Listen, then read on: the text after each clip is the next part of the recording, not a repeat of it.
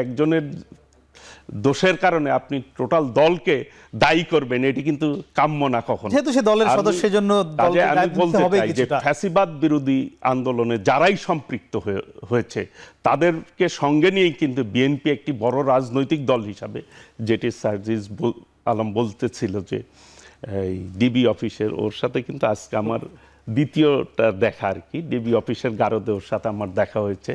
আমরা তখন আমি 20 তারিখে 20শে জুলাই অ্যারেস্ট হয়েছিলাম। আমরা প্রথম এই শহীদদের স্মরণে জানাজা দিয়েছিলাম বাইতুল মোকাররম। সেকেন্ড কর্মসূচি ঘোষণা হয়েছিল 18ই জুলাই।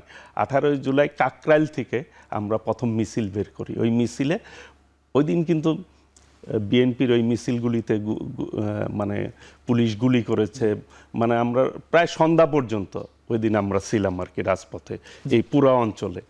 তো 20 তারিখ রাতে আমি অ্যারেস্ট হলাম। অ্যারেস্ট হওয়ার পরে ওর সাথে আমার ডিবি অফিসে দেখা, যখন ওরা চলে আসলো তখন ওদেরকে আমরা বলতেছিলাম আর কি, দেখো তোমরা আন্দোলন করতেছো, আমরা কিন্তু আজকে এই কারণে জেলের মধ্যে আছি, যে কিন্তু আন্দোলন থামিয়ে দিও না, আন্দোলন চালাতে হবে।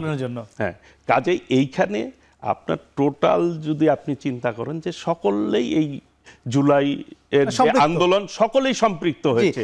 এখানে সাংবাদিক ভাইয়েরা যারা তৎকালীন সাংবাদিকতা করলো তারাও কিন্তু এফেক্টেড হয়েছে, মায়ের খেয়েছে, অনেকেই শহীদ হয়েছে। কাজেই এইখানে কাউকে খাটো করে দেখা, আরেকজনকে বড় করে দেখা, কারো অবদানকে, কারণ বিএনপির প্রায় 500-র অধিক নেতাকর্মী, ছাত্রদল, যুবদল নেতাকর্মী কিন্তু এই আন্দোলনে শহীদ হয়েছে। আমরা কিন্তু এর লিস্ট প্রকাশ, আপনি মাত্র বলছেন আমি বলতে চাই যে টুকুবের কথা যে তিনি বলছেন যে এখন আওয়ামী লীগ যুবলীগ চাঁদাবাজি করছে। আমিও তার সঙ্গে কথা মিলিয়ে বলতে চাই, আওয়ামী লীগ বা তাদের যে সহযোগী সংগঠনের মানে এত নেতাকর্মী তো আর নিশ্চয়ই মঙ্গল গ্রহে চলে যাবে না, বা বাংলাদেশ থেকেও চলে যাবে না, বা জেলেও যাবে না। এরা এই দেশেই আছে, এদেশের নাগরিক, সবাই অপরাধীও না। এদেরকে নিয়ে আগামী নির্বাচনে আপনাদের কোনো ভাবনা আছে কিনা?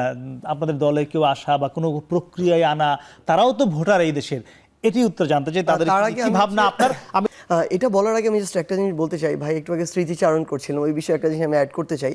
আমরা যখন আসলে ডিবি অফিসের ওই জেলখানায় যখন একসাথে দেখা হলো, বের হওয়ার সময় উনি ঠিক এই কথাগুলোই বলেছিলেন। যখন বললো তখন আসলে ওইখান থেকে বের হওয়ার পরে আমাদের সবার একটা সিদ্ধান্ত ছিল যে আমরা বের হয়ে ইন্ডিভিজুয়াল কোনো মতামত বা বক্তব্য দিব না সোশ্যাল মিডিয়ায় বা অফলাইনে, এবং আমরা সমন্বিত একটা বক্তব্য দেবো। কিন্তু তারপরও ওনাদের এই অবস্থা দেখে এবং মানে এতটাই তাড়িত হয়েছিলাম যে বের হয়ে সাথে সাথে আমি কিছুক্ষণ পরে বিকালে একটা ফেসবুক পোস্ট দিয়েছিলাম, যেটা সর্বশেষ লাইন ছিল এটা, যে আমাদের এই লড়াইটা চলবে।